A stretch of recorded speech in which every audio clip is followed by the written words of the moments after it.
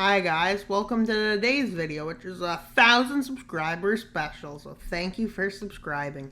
And in this video, we will look at what if Trump came back, and we will make this something interesting if Trump came back in 2024, which, yeah.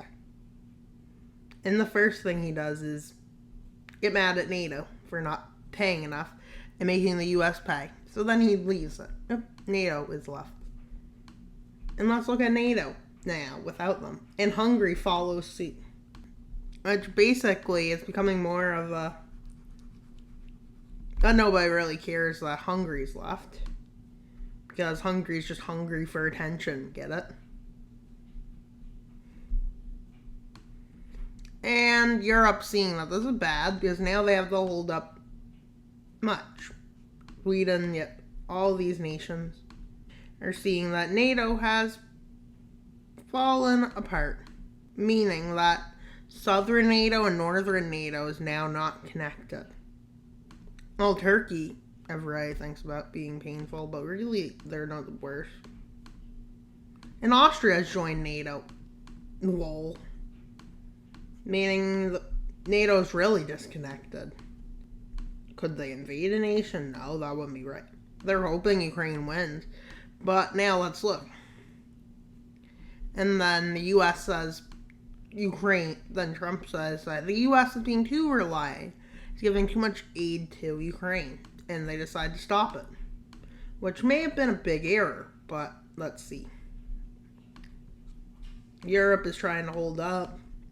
But the U.S. did have the majority of aid to countries. As they're the strongest nation in the world. So you'd think the strongest nation in the world would defend a small nation that has beliefs like them. A small democracy should be defended. But let's see. And yes, I'm making up this as it goes. So yeah. Like I always do. So maybe I should increase my way of making people entertained. Oh wait, I'm pretty good at that. Public speaking. Oh wait, but when it's not something you think about. With Ukraine's weapons being taken back by the U.S. weapons they gave. Wait, what? And what else? All the aid is being demanded back, which means the economy will probably collapse. But that's assuming it still stays there. Although, Trump did say at the beginning of the war, Putin was a smart man, I believe. But that could be something random. But it could have also been checkmate. And if Ukraine trying to hold them back, but even before they had good weapons that could hold Russia back, Russia with half of its military gone now, finally being able to succeed. There's also a few variables that come into play. Ukraine's highly willing to fight, so that's one thing. But like, this US is something. And the US is like, yeah. This looks normal for the U.S. to do.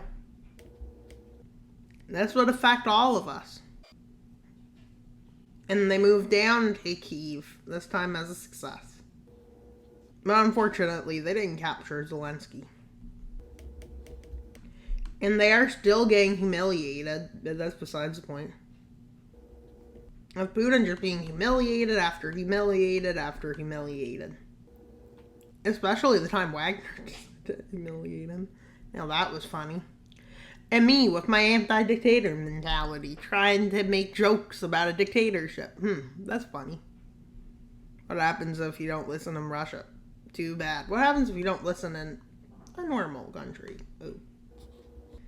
And so then Ukraine falls and Putin does what he said he wasn't going to do. But who cares? He's a liar. What's the big deal? He annexes it all. And then he's like, yo, Belarus, join. And Belarus was like, okay. Lukashenko is like, why did you do this? Belarus is Belarus, not Russia. But then Russia marches in and annexes it after a referendum that everybody questions. But that's besides the point. Then for some reason, Moldova has another coup. That's a success, I guess. Whatever. That is pro-Kremlin. And yeah, NATO has become weak.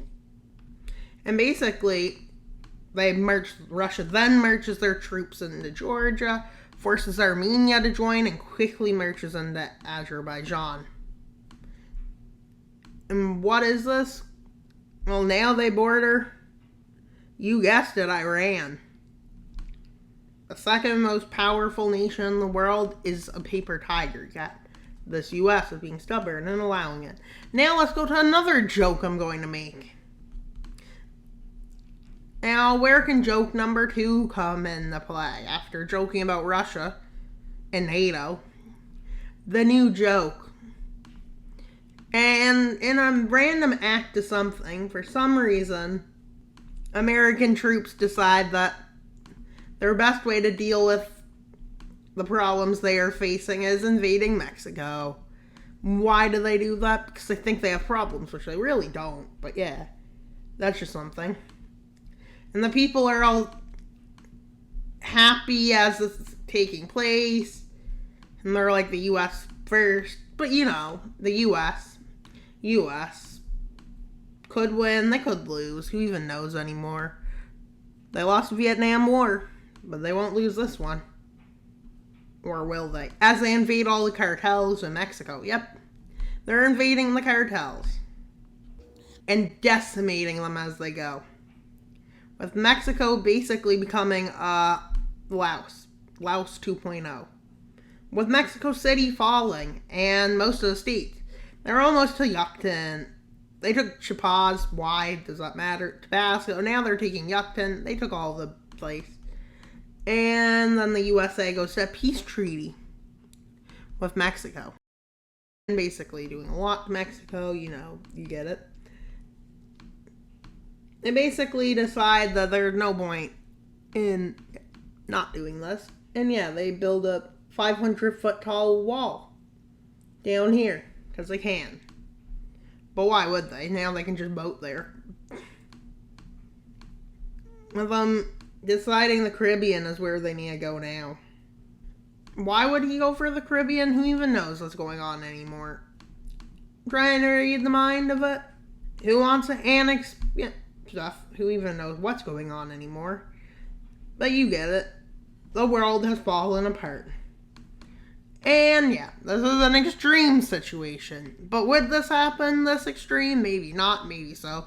Who even knows anymore what extreme even is? At this point, the world is crumbling at this point. I mean, let's see what China's at now. Oh shoot. I just heard what they're at. And it's not great news. Unless you want to think it is, but yeah. This video has to have jokes in it. It's not the worst part of this video. It's only just warming up. You know, this is what I call the American Empire. Hate to break it, but they're not just the only ones at something. Pakistan and China team up for an invasion of India. Which we forget one thing. Along with Pakistan. An invasion of India begins. And by using all the debt they have gave to other countries, they get them to join. But India plays it smart and gets its allies to join. But Australia does join, but like, yeah. Taiwan joins. Thailand is forced into the war. Bangladesh joins India along with Nepal and Bhutan. Why is this such a world setup? And that's going to be the worst case scenario without any support. But just statements, basically. The support is coming, but it's not the strongest nation sending it. Why is Taiwan? And you may be wondering, not because of India, but because China decided they can do two things at once. North Korea, they have turned into a puppet at this point.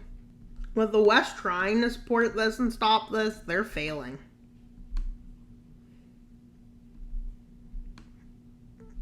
And with Vietnam, just, yeah.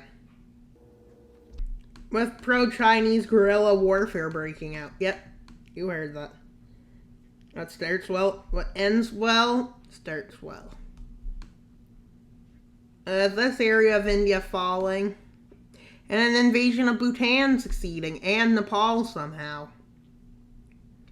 Who even knows what's going on? With India not getting American support like they want, and they're asking for, but still no one's sending money because they're focusing on the American people, not the other people. Wait, what am I saying now? Yep, this has gone too far, but yeah. And so, Thailand is forced to surrender.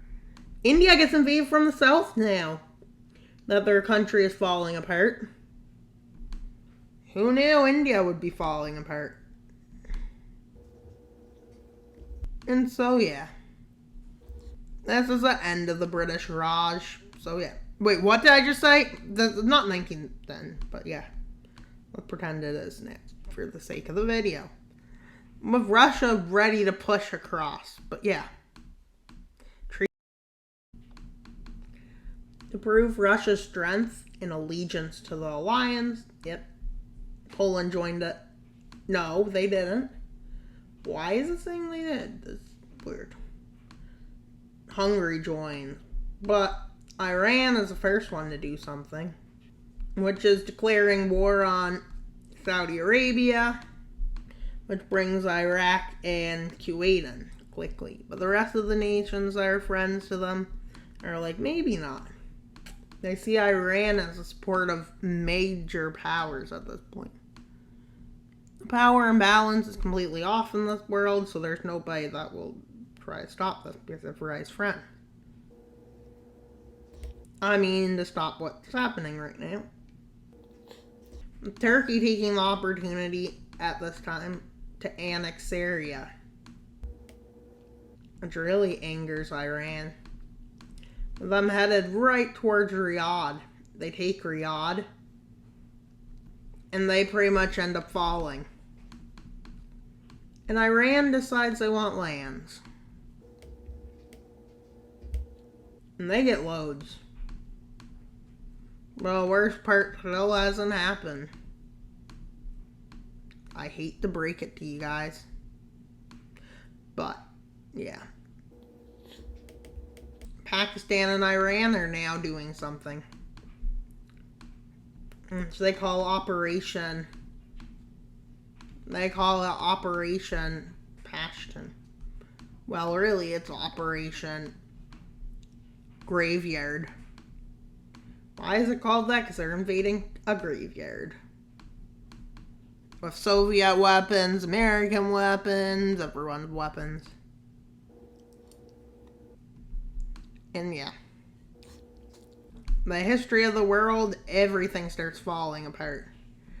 But yeah, as we know, when a strong nation puts weak nations on their own, bad stuff always happens. It's just how far will these nations be willing?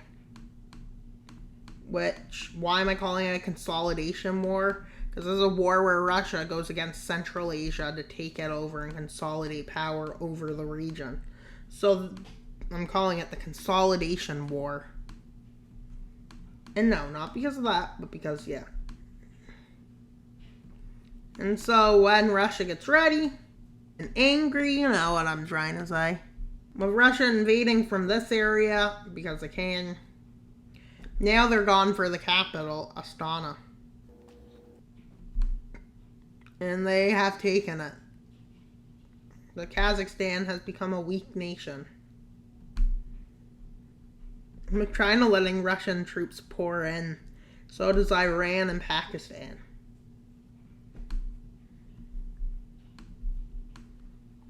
As Russia's showing off its massive muscles. And now Europe is going to have to intervene at some point. But it's actually too late. Step further in declaring war on the European order. And the Americans also at the same thing. The Trump ordering an invasion of Canada at this point. Which means they have officially sided with the new Axis. Why am I calling it the new Axis? Because look at it. Does it not look like an axis? And look, Africa's just chilling. Like, what's even going on? South America's like, yeah, it's no big deal. Right?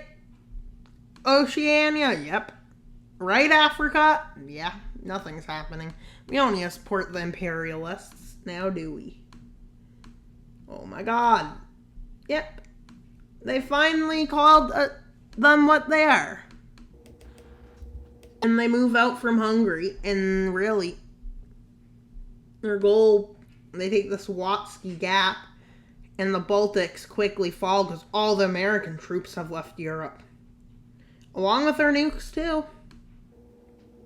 Iran invades Syria, and Turkey gets invaded by Russia. With them deciding to open a front.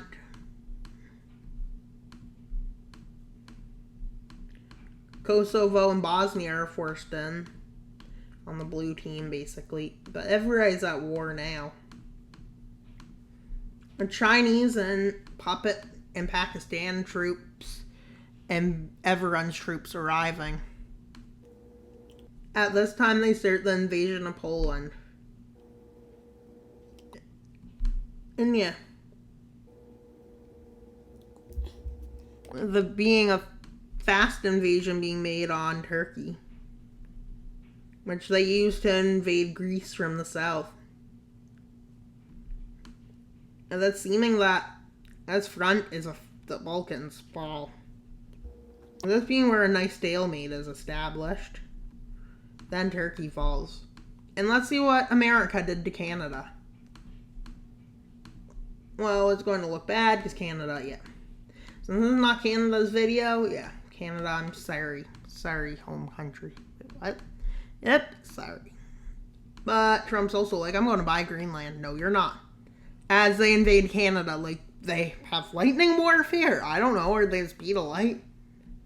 Maybe. And yeah.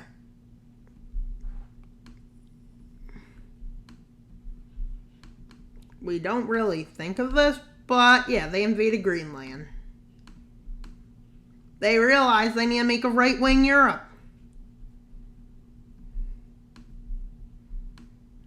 With them using the idea that if they invade, they can establish as many puppets as they want. With them invading Iberia. And everybody has a gun. Multiple guns, even. Yep, everybody got 1.2 guns. Pretty great. Averages. May be wondering what's going on, but yeah. They realized Russia and China might take it all. And they want to. And they're going to meet somewhere, I guess. And they'll push towards Berlin. But right-wing Europeans are trying. Right-wing leaders are being established in much of Europe. And what's going on in the north? Well, it's impossible to invade Finland. But yeah. And then this is where it's established, the front line between the two.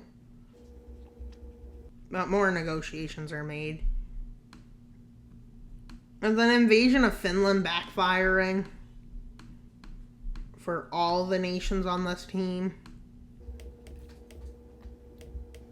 Meaning that Finland decides they like the Americans and become right-wing, I guess you can say. All these nations vote right-wingers after the wars. Well, let's say a right-winger does get elected at this point, and then Russia's like, yeah, we can negotiate now. But they do one thing. They kick Finland back to there. Trump has started a new Cold War. Yep. After basically making the world fall apart, he has started a new Cold War. And yeah, so good. And they build cities, so-called freedom cities. Yep, so-called modern, better tech. Something, whatever you want to call them. But, yeah. And they are known as here, yep, here. Also there, but here, yep, there. Yep, here. Just kidding. Here. He even puts it in Europe. Yep, he puts them in Europe. Especially in the Nordics, where he deems best. But all along here, he puts them. Why? Just for bragging rights. And plus, that is the front line between the two giants. Everyone here is populist. Yep. They just brag. And he can build as many as he wants for some reason. Even in the middle of Antarctica. What is that for? Bragging rights. And that's pretty much all for today's video. Please like and subscribe. We're trying to get to 1,200 subscribers. Please subscribe so we can make that goal. We're like 100-ish to 180 away, I would say today. Maybe 190 away. Somewhere in that range. So thank you for watching today's video. That's all for today's video. Wild Mapper out. But not until you subscribe. Bye, guys.